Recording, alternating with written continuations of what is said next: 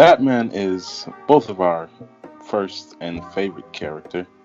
Not true. Yeah, I agree with you. Not true. Not But true at all. I hate Batman. I almost dislike Batman as much as I dislike the Joker. They're right up there. I It don't goes think list of superheroes I hate. Number one, or super characters I hate. Number one, Joker. Number two, Batman. Number three, Captain America with an asterisk because now he's pretty good. Now that he's old. they made you like him. He's They bored. did. The miracle workers at Marvel convinced me that I should give him a second look. So he gets an asterisk now. I can say the same thing for me, but I like Captain America even more than you do now. Right. Before I didn't pay attention to him. Now they brought him to the forefront, and Now out as much as character. Thor, for whatever that's worth. So I can agree. Yeah, back to Batman. I mean, for me, he's a good character, but I feel like he's highly overrated. oh, he is. Highly overrated. If he was real, he'd be arrested and called a crazy man who does crack in Florida. He's a man who runs around in a cat suit and a bulletproof vest and kills people. Well, in this universe, in The other ones, he just tortures them. You're right. That's better. well, actually, I think he still did kill some people. Oh, But- he had to, at least Exactly. giving them severe illness and handicaps. Okay, let's talk about Ben Affleck. He was cast as Batman, Right. in the beginning of the DCEU, and he's basically done with being Batman. Whether it be just for critical reviews, just too much hate and too much Right. expectation to live up to, as far as getting this Batman movie out. So we got our next new candidate, Robert Pattinson. What do you think of him? Robert Pattinson is the reason vampires are no longer cool. So, I guess the motivation was needed. Someone who can be a loner on camera. I guess. I don't know what else the appeal was. Maybe this would be a redeeming role for him. He kind of fell out of grace after Twilight. after in real life, the Twilight girl, I'm forgetting her name, Kristen, whenever she cheated on him with the director Oh, Stewart. of The Huntsman. Stewart. Yeah, Kristen Stewart, yeah. They're married. She cheated with the director of The Huntsman. She was in that movie. She doesn't even look good. No. No. I've heard they both are like the same. Average and extremely pale for some reason. Like, I thought it was a vampire paint, but they're like that in real life. So, Perfect casting, I guess. I guess. I mean, Batman has always had a tan. I mean, I assume. I guess he has a jawline for it. That's nice. Oh, I thought Ben Affleck did too. Now, apparently, people think he has chubby cheeks. Well, now he does. Ah, After Batman vs Superman, he went into the cave and just started eating. But gosh. I think we should give him a chance. I mean, we have no choice. Well, here's the thing. I don't even think. I mean, I'm not saying this is a bad casting because his Batman's image has gone down so much because of the fear of these movies that they need someone. I think he would be a good Batman.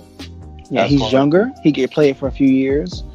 Yeah, as far as the look, I think he'll be a good Batman. People are saying, he's too skinny, but anybody can go and put on weight for the role. Exactly. Now, as far as the direction they take with him, that's what really counts. I mean, Right. I don't think the casting choice is a terrible idea. No. Hopefully, he's more charismatic as a character. Bruce Wayne is supposed to be like Tony Stark, minus the alcoholism. He's supposed to be someone who's kind of suave and well put together Okay, in public settings. Which one do you think got that type better? Like Christian Bale Okay, and George Clooney. I thought it was.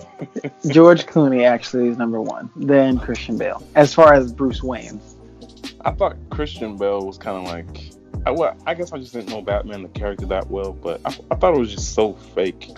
Like he's one way as Bruce Wayne, like completely different. He's And then- supposed to be different. Yeah, I guess. Because how else? I mean, the ridiculousness that mask can cover his identity in the first place. So he has to change his personality, or else it's really unbelievable. I hope one thing they keep up with is the voice modulator. I thought yours was you. Don't bring him back to the Christian Bale raspy. I'm Batman. No, I'm not watching it. If it does. I think that is hilarious and accurate. It's laughable. Well, the Batman in the cartoons never changed his voice. Oh, it's a cartoon, and you can accept it more. Well, I think honestly, the idea that he has to have a voice modulator to make it seem like he's not Batman, that's ridiculous. Because the fact that he looks like him, I mean, so the idea that he can change his voice makes it more secretive, I think is kind of laughable. So I don't think a voice modulator is that necessary. If Clark Kent is Superman and glasses protect him from that, I don't think a voice modulator is necessary for Batman. Well, that's more egregious, the whole Superman glasses thing. And Wonder Woman, what did she do? A ponytail? Like, I don't think she did anything, really. in the movie, she hadn't done anything. I think she was wearing glasses at the end of her own movie.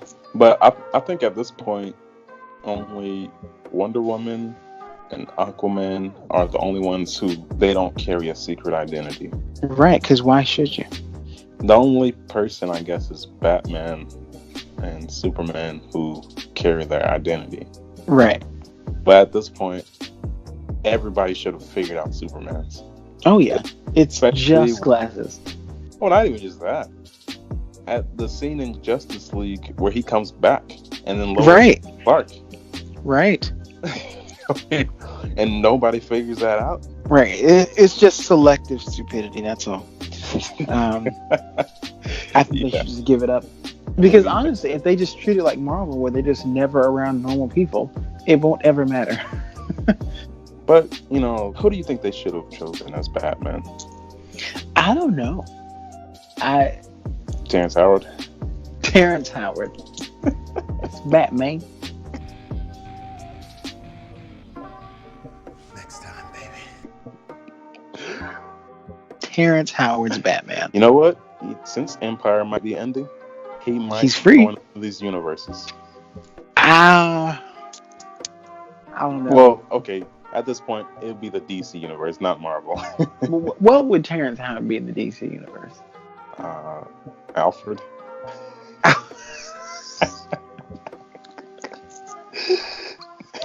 No, he could be like Hawkman, like something obscure that he can just make his own. Green Lantern. No, I'm not gonna give that to him. I give it to Tyrese first. I guess. He wanted to do it. I would give Idris Elba for Green Lantern. Idris Elba for Batman. Oh, that could probably work, yeah. That would work. But that it would would work. still be controversial because, people wouldn't want him to change as being a black man. Oh, of course. He could be Batman Beyond, that Batman. That's a younger Batman, though. Isn't he in the future, though?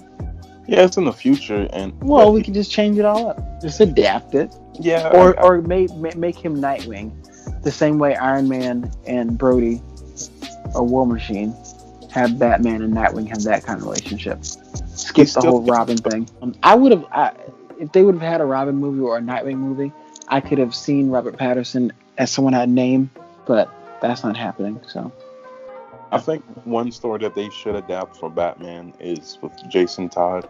Do you know about that one? I always get their stories confused on which is which. Okay, the Jason Todd is the Robin. He was killed by the Joker. Right. But he's brought back to life, and he's basically turned into an anti-hero who kills and uses guns.